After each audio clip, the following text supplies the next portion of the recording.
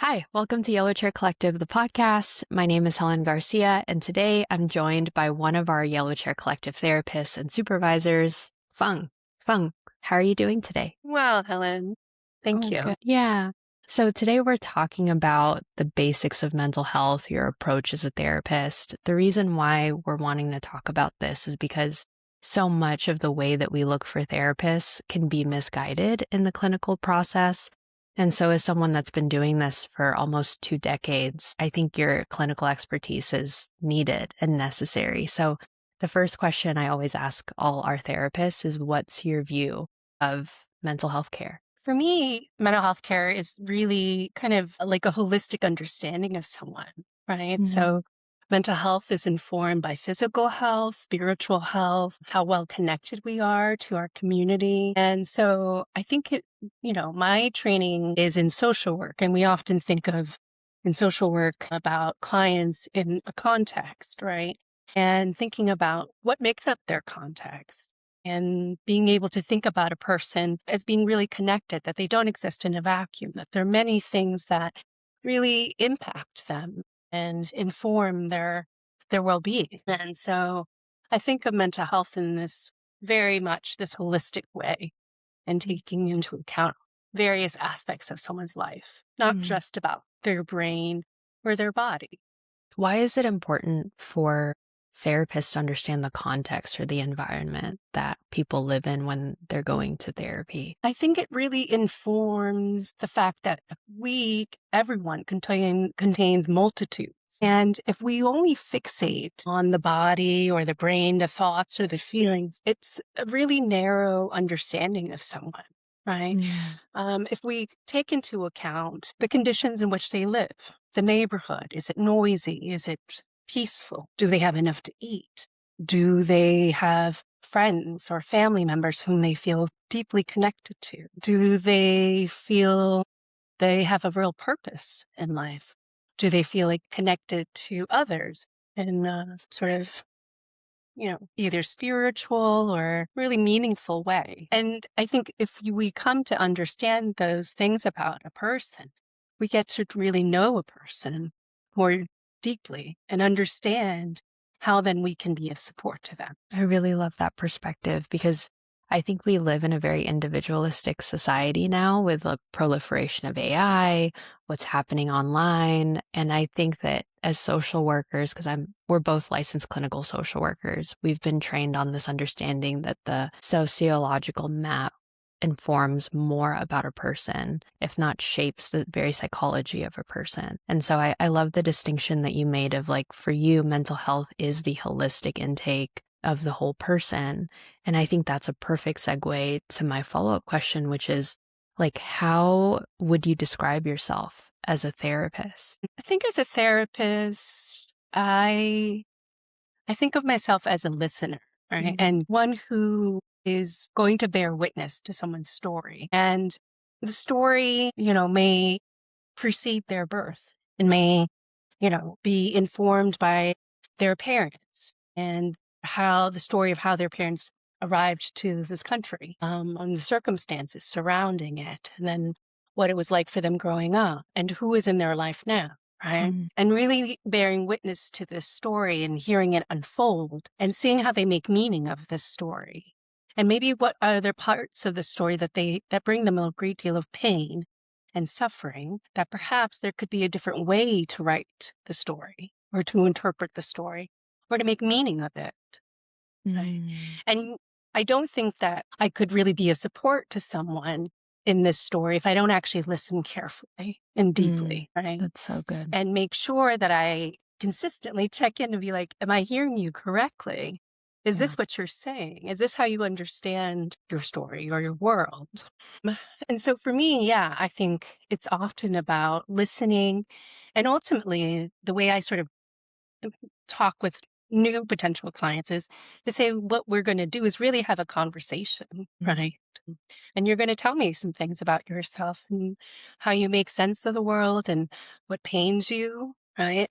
And, what what does support look like for me? When you were listing all of those things out, I immediately felt this emotion of stability, Mm, almost like when someone is going through really horrible circumstances or needs a therapist, one of the things I really appreciate about how you describe mental health care is this like pillar of strength that you carry, just wanting to understand the client. And I think that, for listeners who don't know, Fung was actually my supervisor. So when I was an associate therapist, we would sit down every hour, 1 hour a week, and we would chat about clients. So to hear about how you conceptualize a client, AKA try to understand a client and their world, it brings me a lot of nostalgia to hear you talk about it. Like, can you unravel how you got to that style or that point, either as a client yourself or as a therapist navigating this type of work? Yeah, I think that's a really interesting question, Helen, because I think you're right in that I have spent, some time in therapy myself, and I had wonderful therapists in the past. I can't exactly tell you what it is that they shared with me or their tools or whatnot, but what I did really feel in each of the people that I saw for therapy was I really felt heard and seen. Mm, And so I think for me that was the takeaway that if I, can offer that to someone, it's a valuable thing because it was so valuable to me. Right. And I think time and time again, what I've heard, and maybe even Oprah said this too, was that, she's interviewed a billion people who are really famous. And time again, what she has found was that after each interview she's done with people, even Obama, she said that people will ask her, how'd I do? Was it okay? wow. And really this sense of like, yeah, did you hear me? Did you understand what I was trying to say? Did you see me? And that's really, I think, what we all want as human beings, right? To really be seen and heard deeply. What do people get wrong about therapy? When you're talking to a new client, what's Mm. often the obstacle that you have to help them work through in their view of their own mental health care? I think sometimes it's this belief that they don't have the answers. They don't have what it takes to, I don't know, get better. But part of what I really love and feel honored about in doing this work is that my role, as I see it, is really as a guide. That every person who has come in, to work with me has found something within themselves or found many things within themselves that have really helped them heal. It wasn't something that I sort of was like, oh, here you go. It was really that they found it within themselves. And my role was to sort of help cultivate that maybe clearing for them to find it. Mm, And I think that, yeah, I think people really kind of look sometimes maybe outside of themselves for the answers mm. when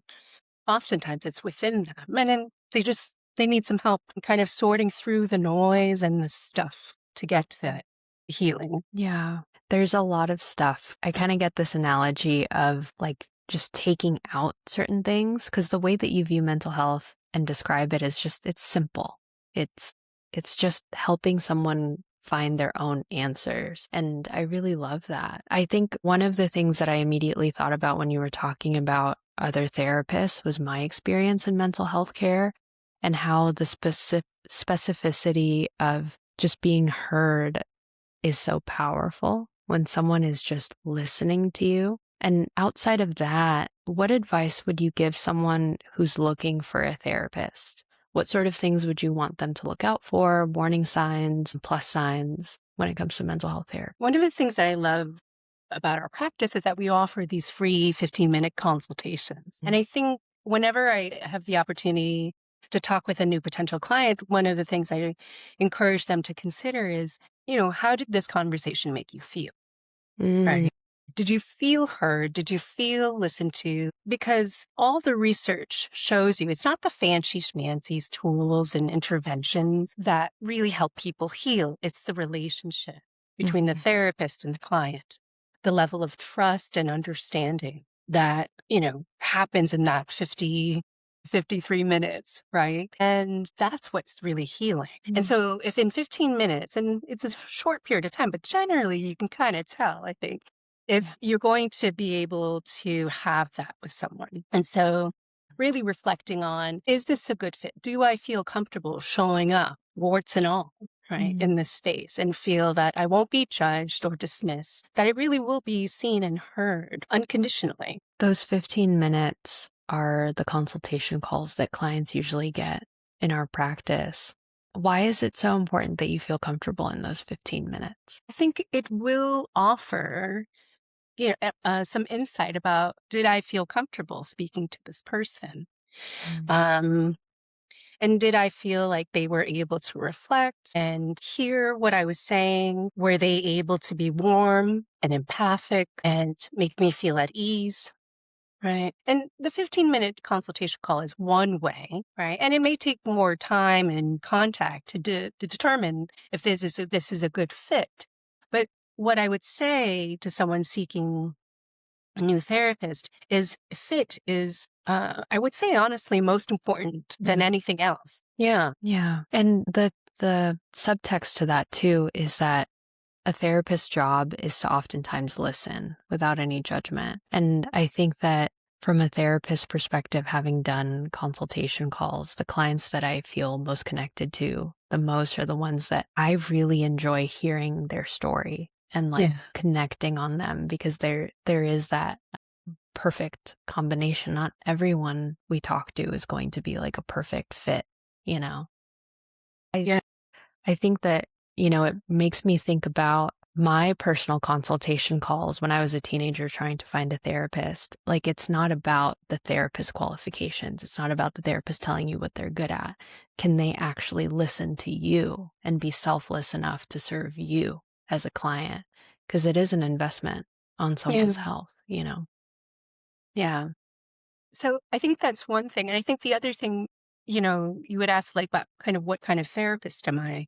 I Mm. think the other kind of therapist I am is someone who's really interested in you leaving therapy and Yes. leaving therapy with an actual tangible toolbox of Mm. skills that you can continue to apply or access when needed. Right. And so for me, it's about obviously certainly having a healing and corrective relationship and being able to leave with a sense of self efficacy, meaning I can do this. And because in the course of our work together, we've talked about specific strategies or skills that you can use to support your healing, right? And those are tools that will continue to stay with you even after our session. Yeah. As therapists, we really do have to have an abundance mindset, right? We can't cling to the relationship with a client because our goal is to work ourselves out of a job. And Yes. frankly, like there are therapists out there that want to stay with clients for years, decades almost. And I don't think unless you have a personality disorder or have a long-term serious mental health concerns like schizophrenia, obviously you need long-term mental health care, but the whole goal of mental health therapy is that clients do have self-efficacy, right? And that's something else I wanted to talk to you about because one of the biggest misconceptions I get is when I tell a client, I think you're okay. They go, I thought we were going to grow old together. You were always going to be there for me. So what would you Mm. say to that when you have conversations like those? Yeah. I feel like I've perfected a response and now I can't come up with a number.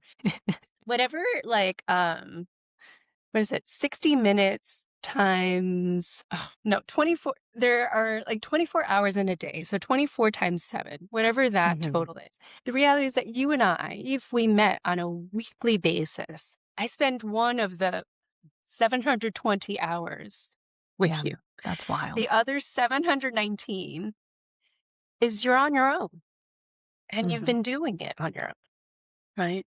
And you've gotten yourself this far, right? And the journey that we've taken, this is where I end. This is where my time with you ends. And you continue on, you know, and you've got the toolbox with you, right? So you can access at any time. And then if ever you need to return and come back for a tune up or whatever it might be, you're more than welcome to do so. But the work is that you will do it alone after this time, right? And even if you feel afraid, you can do this afraid too. Right. The fear doesn't have to preempt the the end. It's so warm and comforting to hear you say, like, you can do this. right? That Mhm. that speech already makes me feel like, "Oh, I Yeah, can do this. Like I yeah. have done this," you know? And you have been doing it is the Mm, reminder, mm. right? Yeah, much What of this has been outside of here, actually. Much of the work has been done outside of this work. Yeah. Speaking of the client piece, Fung, who do you like working with? What are your specialties? Yeah, so I primarily, much of my career has been spent working with adults primarily, so 18 and up.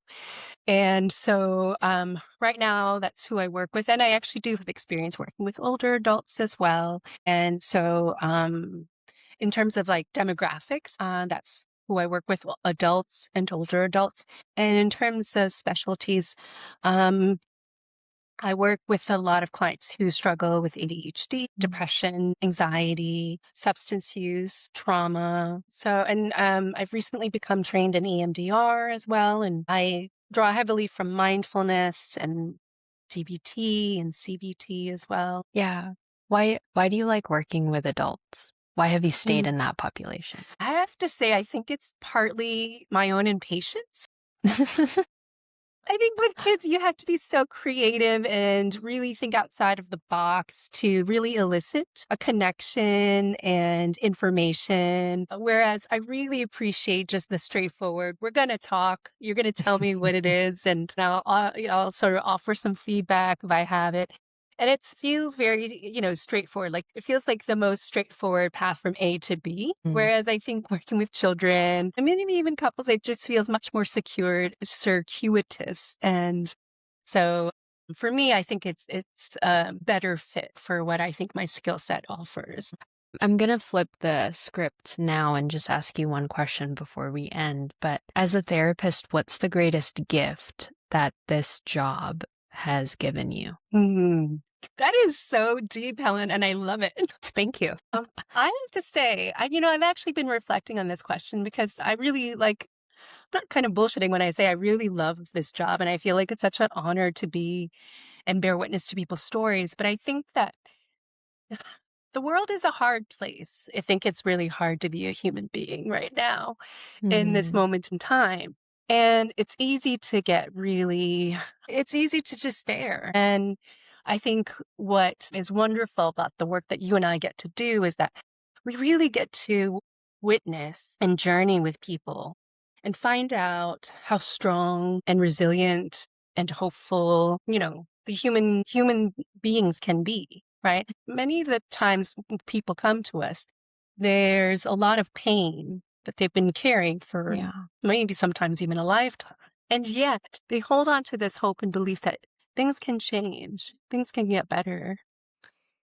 Mm, And I think that's so powerful, and that we get an opportunity to be part of that experience and that journey, mm, right? They've asked for our help to make this change or changes in their life. And we see it time and time again. yeah. Change is possible. That's so good. Change Yeah. is possible. And it's necessary now. One of the things that I feel like has been so weighty has been our political climate, and just how much is happening. And I think as a therapist, like we really do need to be there for our clients. But the beauty of that is like we get to carry the weight with them, Hmm. alongside them. I cried for the first time in sessions with clients. And it's the amount of compassion and like connection that can happen in those moments. It's like I wouldn't take that away for the world. Yeah. Yeah. Yeah. Yeah.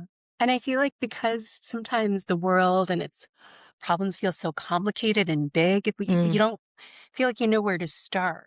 But I think yeah. in our work, it's very clear. You start with each person, like whoever is Mhm. sitting before you. That's where the change can also happen.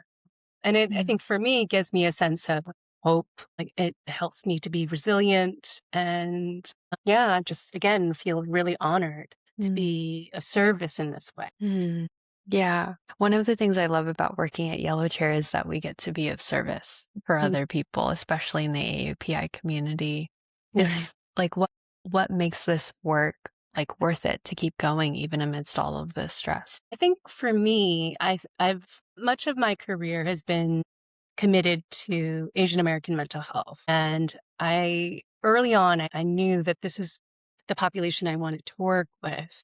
And that was, for personal reasons and growing up in a, refugee household, being a refugee myself, I think this work is really personal and also really political, right? For me, because part of what I saw growing up was that there was a great deal of suffering and it was informed by forces within and from outside. And part of the outside was that there weren't actual services to address these, bigger socioeconomic issues, right? In the Vietnamese American community that I identify with, or even the larger Asian American community that I identify with, in terms of language access. There weren't a lot of Vietnamese speaking clinicians or Asian language speaking clinicians, or maybe even clinicians who were culturally competent, as we call them now. Right. And so I think for me, it was really important, again, to be part of the solution in this way and to, be the change I wanted to see. Right. And so for me, yeah, that's really what I love and I feel like has really been my calling. I see that. I really do. Mm-hmm. Phuong Yeah. Tang, thank you so much for being on the Yellow Chair Collective podcast. Really enjoyed our conversation today. Thank you so much, Appreciate you. Helen. You're so talented and lovely. Oh, thank you. Felt so safe. Yeah. Good. I'm glad that it did.